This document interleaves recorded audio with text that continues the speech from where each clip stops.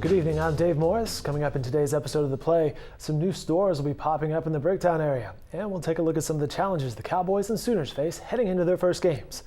But first, more on the search for a missing Oklahoma teen. 18-year-old Austin Rieger vanished while vacationing with his family in Ecuador more than 2 months ago. While some reports of sightings and tips have been called into the investigators, there is still no solid lead on the recent high school graduate's whereabouts. And now the Rieger family is returning to their home state. The family says it's hard to leave the country while their son is still at large, but they say they are still holding out hope. They still have friends there who are following the case, and they've been very complimentary about the Ecuadorian authorities. They have a special kidnapping unit that has been on this case and has been really pushing it nationally. They're in Ecuador. They've got flyers everywhere, and it's been a big story there. So they're hopeful that, you know, people will have their eye out for him and that, you know, they'll eventually get him back. The Piedmont City Council voted Monday night to take legal action against 2 energy companies trying to build a wind farm near the fast-growing city in Canadian County, the latest development in a fight that has already resulted in the ouster of one elected official. It's a story the Oklahoman's Andrew Niddle and Paul Monies are working on for Wednesday's paper.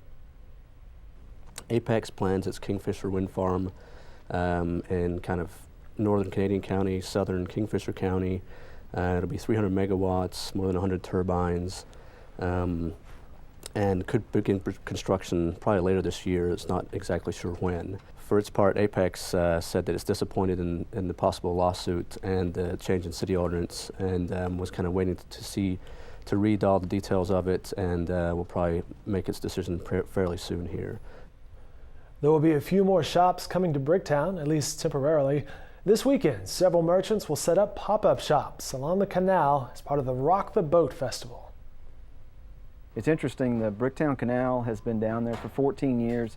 This will be the first time that there's actually been a festival all along the canal. There's going to be free entertainment, there's going to be music, pop-up retailers, there's going to be food, a lot of stuff going on.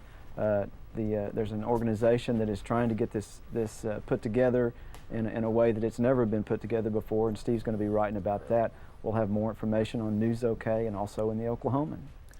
Thank you, Don Mikoy. We are just a few days away from the official start of college football. Both OU and OSU will be squaring off on the gridiron Saturday. The Oklahoma sports team was in our studios all morning long to take a look at some of the players and challenges that lie ahead.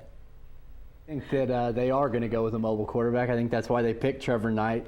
Blake Bell obviously is mobile too. We've seen some of that, but not at all like Trevor Knight. Trevor Knight's much more athletic, and he brings a whole new element to the offense that they haven't had, you know, in a long time, if ever.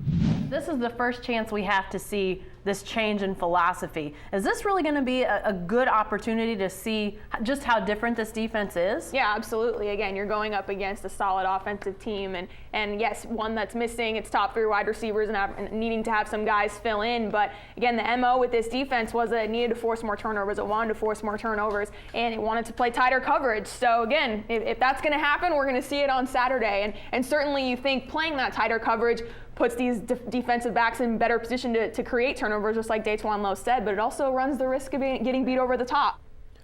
We taped about 9 sports videos this morning right here at this very desk. It may have looked familiar in those clips. And we're covering the OU quarterback having a press conference here tonight. So all these stories can be found in upcoming editions of the Oklahoman. Those videos can be found right here on newsok.com. Have a great evening, everyone.